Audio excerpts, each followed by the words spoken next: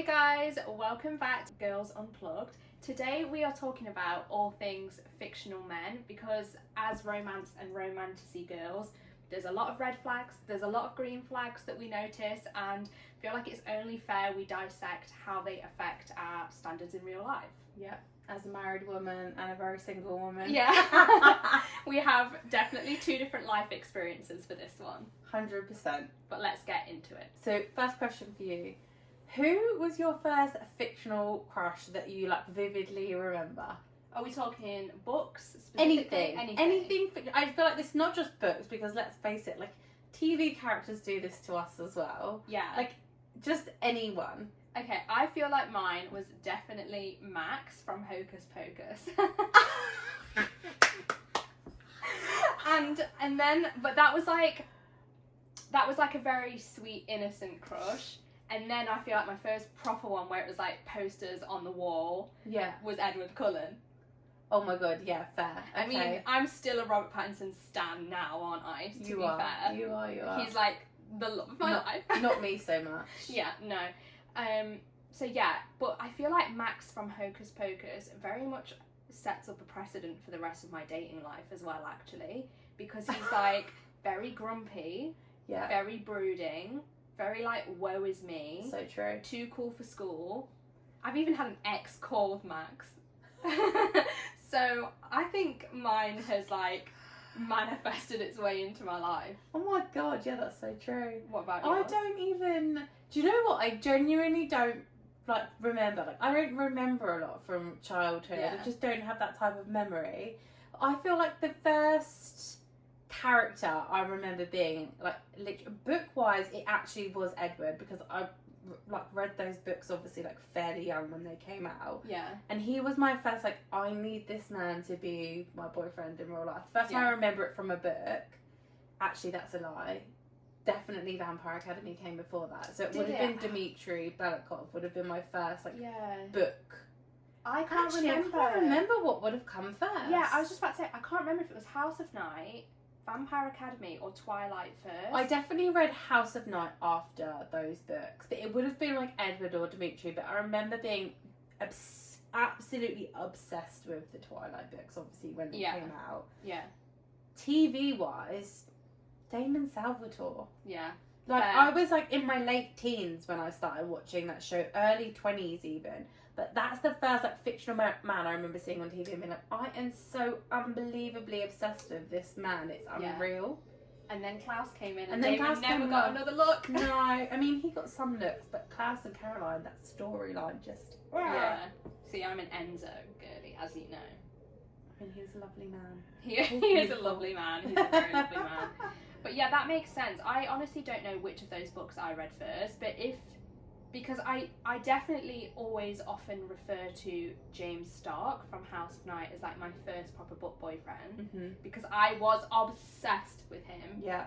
But I equally can't remember which one came first. But as you know, I'm not a Dimitri girl in Vampire Academy anyway. I'm an Adrian girl. You are an Adrian girl. Love him. I mean, there was fictional men before that. Even when I think back to Buffy, Charmed, I loved Cole. Yeah. I loved Angel. Cole. But I don't remember having that same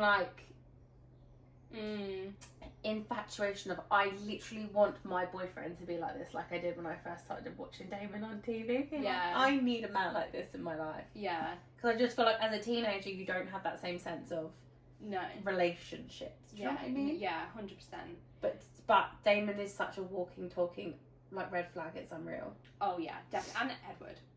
I mean, he literally watches her sleep and stalks her. Creepy! Yeah, he's so fucking creepy. He's a Gemini, just saying. Is he actually? Yeah, but I can't make fun because they always say he's also an INFJ personality type too, and that's mine. So he's basically a mixture of me and you. I mean, what a good place to be. Yeah, that's our first red flag. We're like Edward Cullen. I mean, if you're a Gemini, I feel like you're a walking, talking red flag anyway. Yeah, it's so true. You're my only Gemini friend. Am I actually? Yeah. Wow. Yeah. I feel so honoured. I don't typically get along with them. Okay, so the next thing I want to ask you is what's the number one thing that you expected from real men, real relationships that you got from books that's actually different? I feel like from like my teen reading, that like typical like YA, like growing up with like the Marked, the Vampire Academy was for them to be vampires. Yeah, facts. No, I just think like I always expected or hoped, I guess, that not even hope. I feel like I expected like all men to be like protective, obsessed with you, like once you kind of like found someone that you felt like there was a genuine chemistry and connection with. And then like going into my late teens, early 20s, realising that actually 99% of the male population are dogs when it comes to relationships at that age. Yeah. Because they just can't and don't commit. And even if, like, when I think back on some of my ex-boyfriends, like, the chemistry was 100% there between us. But they just fucking strayed. Yeah. Do you know what I mean? Yeah. And I feel like I did not expect that going into the proper, like, dating world once I kind of finished school. Do you know what I mean? Yeah, I definitely know what you mean. I feel like that too, but I think even more so for me was like, I expected men to communicate more like they do in books. As in, like at any age, whether you read YA, NA, adult, men in books tell people more. Men written by women. Men written by women communicate their feelings more. Yeah. And they do words of affirmation more. That bothers me now as a 33-year-old married woman. I'm like, why doesn't Kyle do this thing? Yeah, like, just say what the problem is. Just say how you feel. Yeah. Just tell me the truth, even if I don't want to hear it. But, like, in real life, a lot of men, not all, but a lot, like to play games. Maybe men shouldn't be watching this episode. We should put a content warning at the beginning. Do you think we have any male watchers anyway? It's literally called Girls Unplugged. But yeah, like, I feel like men don't really like to say how they feel, don't really want to tell you what their intentions are if they're in bad intentions. Yeah. And they're not very, like, confident with expressing how they feel compared to, like, women. Yeah. So that is something I think I definitely expected to be different in real life. Yeah. I also just felt like I was going to meet one person and that would be it. Like, yeah.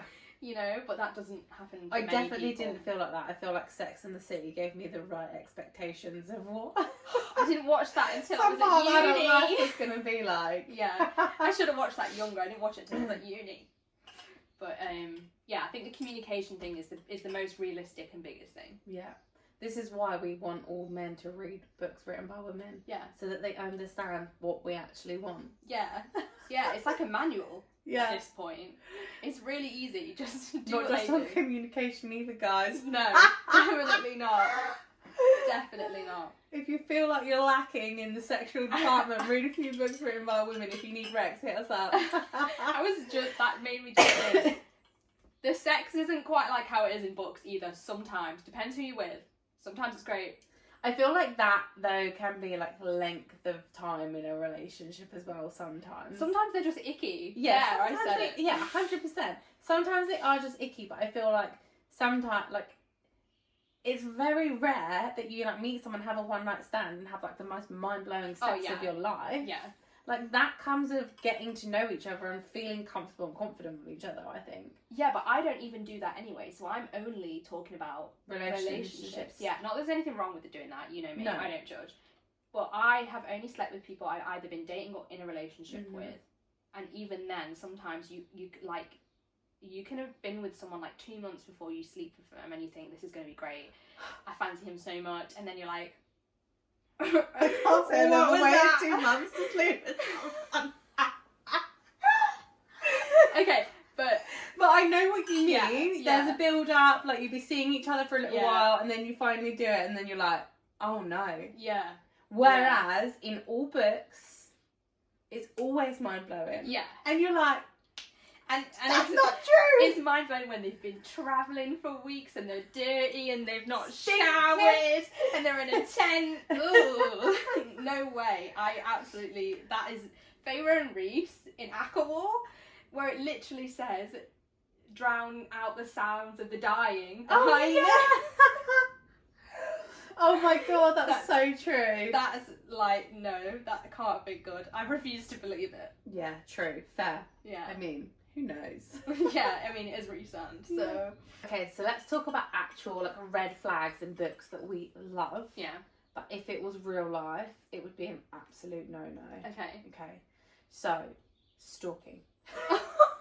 Red flag. Cannot express Real this. life red flag. Like- in books, it's a green flag. It's not even a green flag in books for me. Like, I can't, again, not judging, but can't say I enjoy a stalker romance. Listen, being so obsessed with her that you had to follow her around, I'm like, yeah, I love this shit. I have to be in the mood for it. I Yeah. have to say, like, I'm not a ride or die dark romance girly like my soulmate Amy. Yeah. Like, she reads some fucking dark shit and loves it constantly. But I mean, Haunted Line, I was all about that love for a little while. Yeah, see, that was just, like, not for me, not my vibe. Yeah. I do, however, occasionally dip into mafia romance. Mm-hmm. But if you messaged me, say you were single and you messaged me in real life and said, wow, I've started seeing this guy, he keeps leaving me presents on my doorstep, he keeps turning up to where I work, I would be like, get a fucking restraining order. He killed someone that talked to me. Yeah, he gifted his hands in a box. No. I would honestly lock you in my flat and like be like, whoa, now he's getting kinky. sorry girl, I didn't swing that way. But yeah, no. Absolute worst red flag there could be. I mean, I would never No. in real life. Like, I would be totally, obviously freaked out. But in books, yes, sometimes I just feel like it brings a different vibe to a romance. Fair enough. Do you know what? The one thing I fucking hate in books and real life. So it's a red flag on paper. It's a red flag in real life. Love bombing. Oh, Ugh. yes. Too much, too fast. Yeah. Mate, you are gone. Yeah. If you're a love bomber, like first date and you're texting me a million times a day, no, there's no way. Yeah. And I've only experienced this once, but it like ended up being the biggest red flag out of anyone I've ever dated. So I definitely agree. But I don't think I've read many books. I guess like maybe books, it kind of translates to insta love in a little bit, which I hate. That's like my least favourite romance trope. I don't even mind. I don't like insta love. Mm. It's not too bad, but it's when it's like weirdly obsessive really quickly. Yeah. Not even really quickly, like real life experience. I remember I had this like situationship, didn't work out, fobbed that off. I went to Australia and then all of a sudden while I was gone he was texting me like we were together, and this was months after we'd been together, and he was like bombarding me and I was like, sorry, what even is this? Like, we are not together, we haven't slept together in months. Why? Why are you all of a sudden becoming so obsessive? Yeah, what was he even trying to gain from that? You were on a different continent. Literally, it's so strange. Yeah. But again, like, I would call that love bombing, and it is the least attractive thing ever. It's like, I feel like there's a fine line with possessiveness, green flag versus red flag. Yeah. Like, sometimes if Carl's been a bit obsessive, I'm like, oh, okay, sir. Do you know what I mean? Yeah, yeah. Like, that's fine. Like, we're married. Like, if he was really weirdly possessive, I'd be like, no. Yeah. But, you know, like, There's a difference between... very protective, and, like, I'm like, so attractive. Yeah, there's a difference between protective and possessive and controlling. I Yes, think that's 100%. where it translates into a red Great flag. way to explain it. Because if he was telling you, like, what you can and can't wear, Oh, no. it wouldn't fly. I mean, you know me. There's absolutely no way. No way. Joke's on him if he tried. But, like, yeah, that I think is where, like, someone who is a little bit protective of you and is really looking out for you, Yeah. you can tell that comes from a place of love and nurture and care. A person that is restricting who you're talking to, restricting what you wear, telling you how to Dirty, behave. filthy narcissist. Exactly. Mm-hmm. Yeah, exactly. So there is a fine line for sure, and I definitely agree with you. Possessiveness or protectiveness, however we want to phrase it, can be attractive, but love bombing, no. And it is one of the biggest signs of a narcissist, actually. Is it? Yeah, because they're using like materialistic gifts and like luxuries and like making themselves look really caring and good. Yeah. I saw that recently. Oh, So there you go. interesting. There you go. What about you?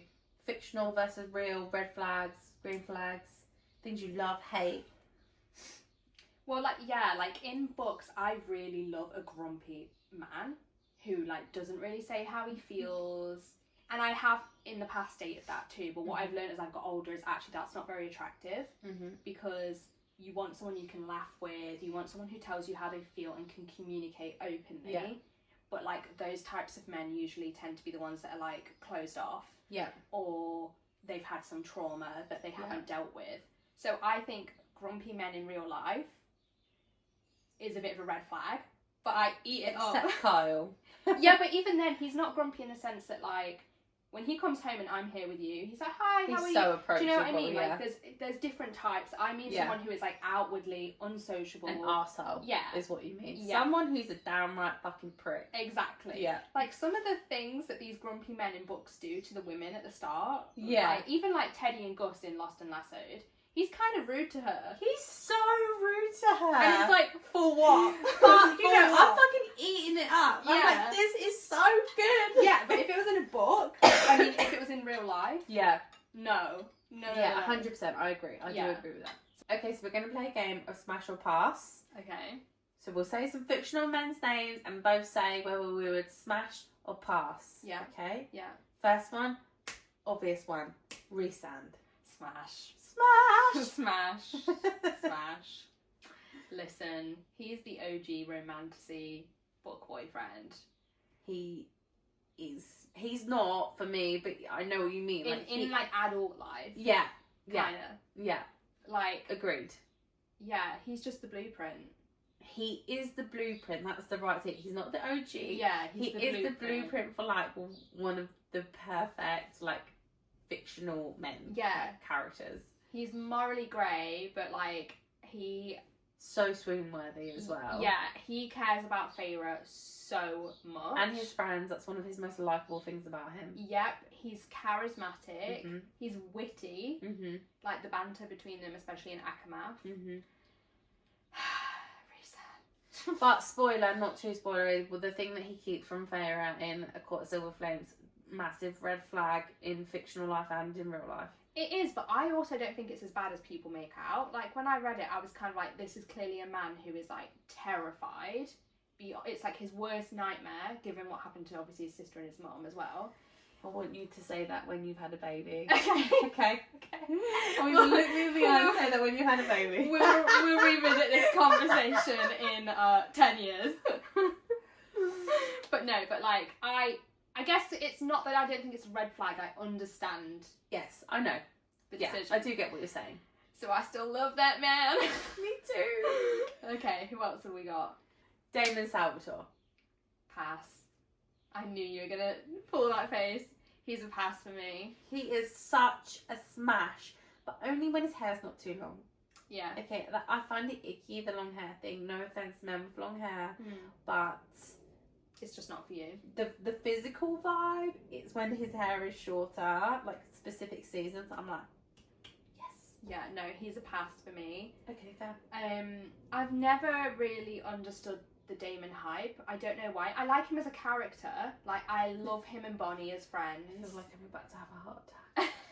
I think, like, he just annoys me quite a lot. And, like, even looks-wise, he's a little bit too pretty for me. He kind of reminds me of a wolf. I don't know how to explain that in any other way other than, like, he's got super blue eyes and a really strong jawline. Yeah, And fair. he kind of looks always like he's going to eat you. Which fits his character. But, yeah, he just doesn't do it for me. Okay. Yeah. Okay, well, we'll live with it. Yeah, we'll live more with for it. you. Okay. Lance Orion. Smash! Smash! Literally my favourite book boyfriend of all time.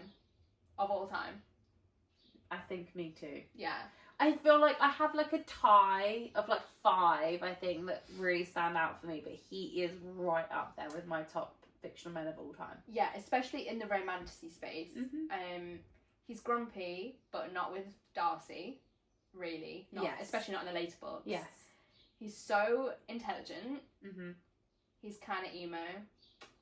Is he? Yeah, because... I don't take emo from him at all. No, not like emo aesthetic, like emo, like... he's very grumpy. Yeah, He's yeah. very I know woe what is you me. mean. Yeah. He's an And alcoholic. because he's got that intellectual, like, yeah. he's a professor. And he has a We have library. a weird thing, you and I, with this, like, student-teacher thing. Yeah, I we just do. wonder where it comes from. That's a red flag. Like, honestly, if I see student-teacher, I'm gonna buy it, I'm gonna read it. Yeah, and actually, I was talking about this with Molsey Reads on Book Talk yesterday, and she was telling me to read Nocticadia, which a few people have recommended to me now, and it's teacher-student.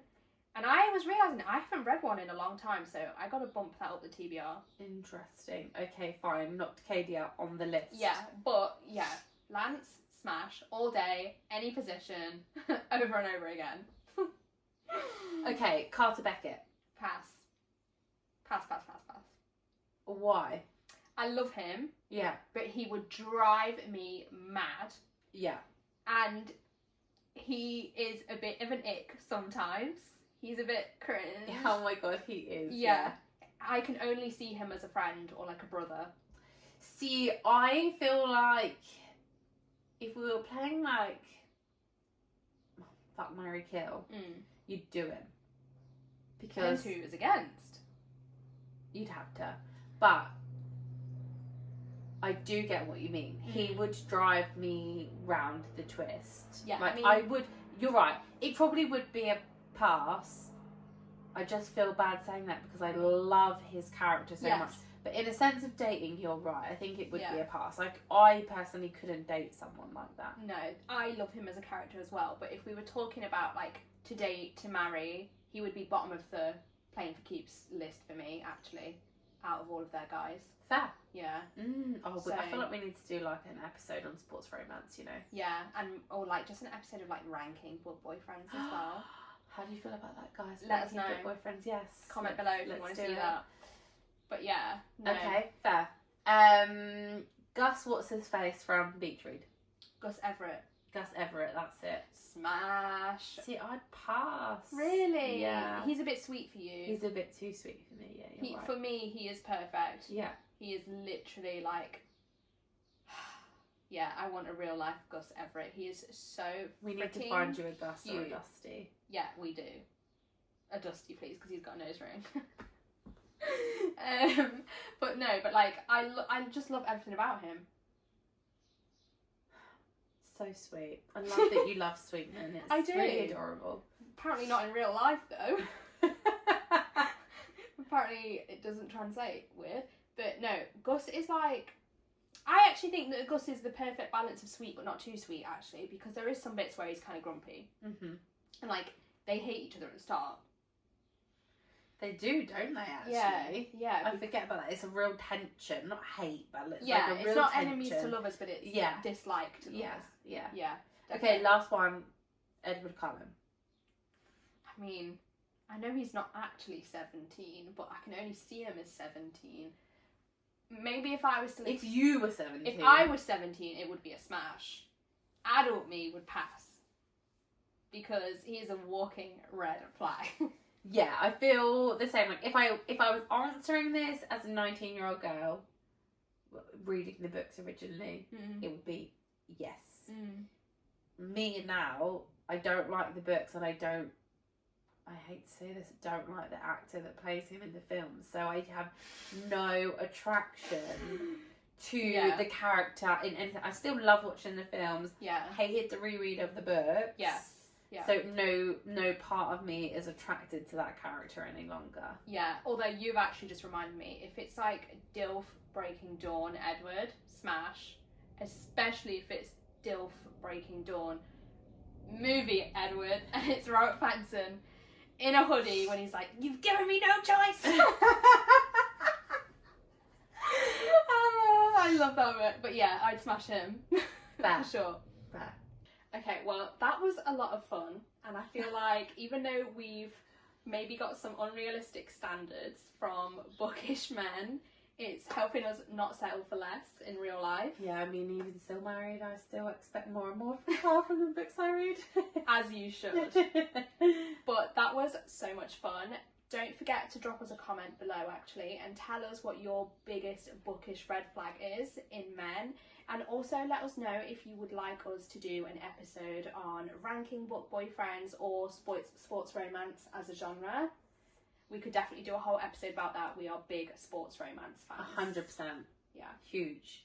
And don't forget to subscribe to our channel if you're enjoying. Drop us a comment, spread the love, and we will see you in a couple of weeks.